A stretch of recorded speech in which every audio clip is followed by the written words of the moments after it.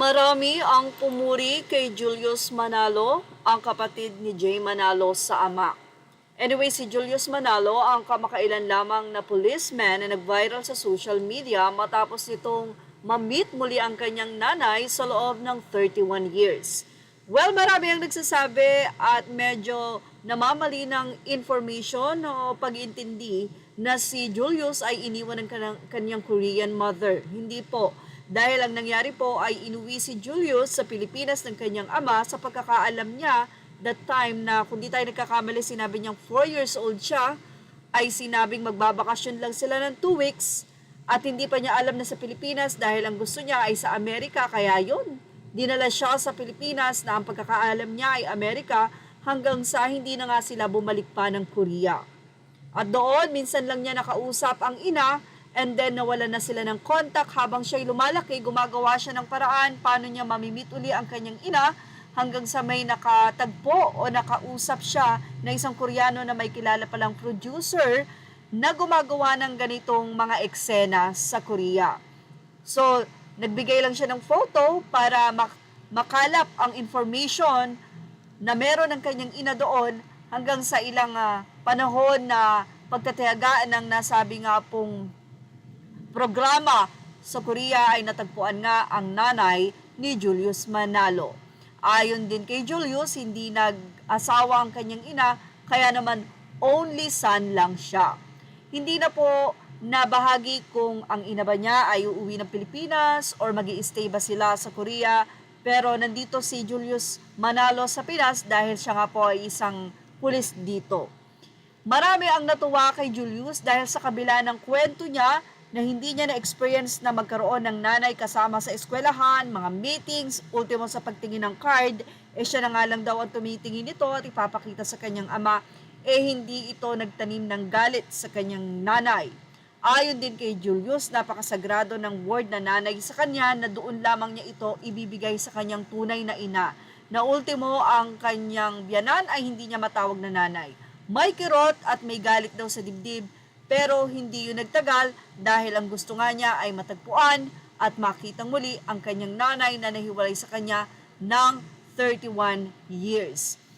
Well, sa ating komento, may mga netizen na nagsabi na isa si Jay Manalo sa tumulong sa kanyang kapatid para makatapos ito sa pagkapulis. Marami ang pumupuri kay Julius dahil napakabuting tao nga daw nito at ayon pa kay Julius, kapag ka nakipag-reconcile ka sa family, lalo na't may chance ka na nandyan sila, napakasarap daw sa damdamin or sa feeling.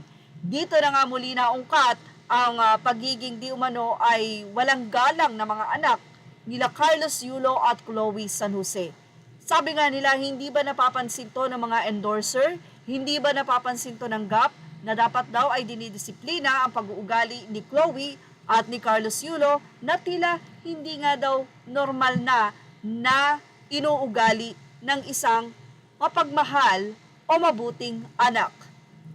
Narito ang ilang pagkukumpara ng mga sinabi ni Julius at sinabi ni Chloe San Jose. Ayon kay Chloe San Jose before, syempre nasasaktan po ako kay Carlos kasi it happened to me na so I know how it feels like your own blood is like putting you down na parang hindi naniniwala sa'yo. Yeah, family first, pero family first should be the first one na sinusuportahan ka, pinoprotektahan ka. So why is it the opposite? Sila yung unang nagda-down sa'yo, sila yung hindi naniniwala sa'yo. So why is that? So para sa akin po, does it make sense na parang hindi nagtutugma na family first dapat? So family first should be the one who loves you and support you unconditionally.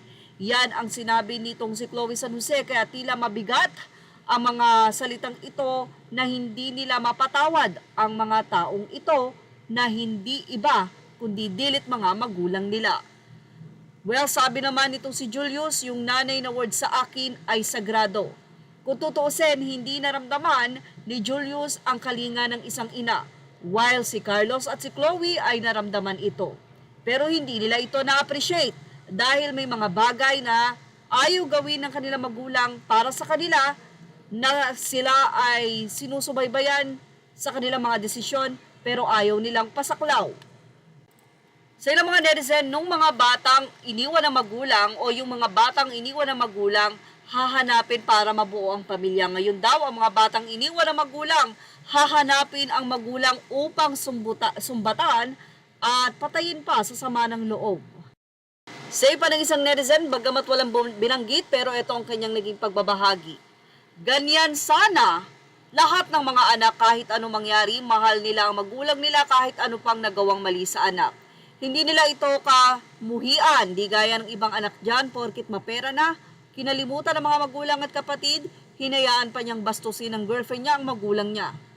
Say ng isa, correct. Hiling ng marami na sana daw isa ito sa magmulat sa mata ni Carlos Yolo para mahalin at makipag-reconcile na sa kanyang mga magulang dahil may chance pa. Yan ang ating Showbiz Snap update. Images are all credit to the rightful owners. Thank you for watching Showbiz Snap.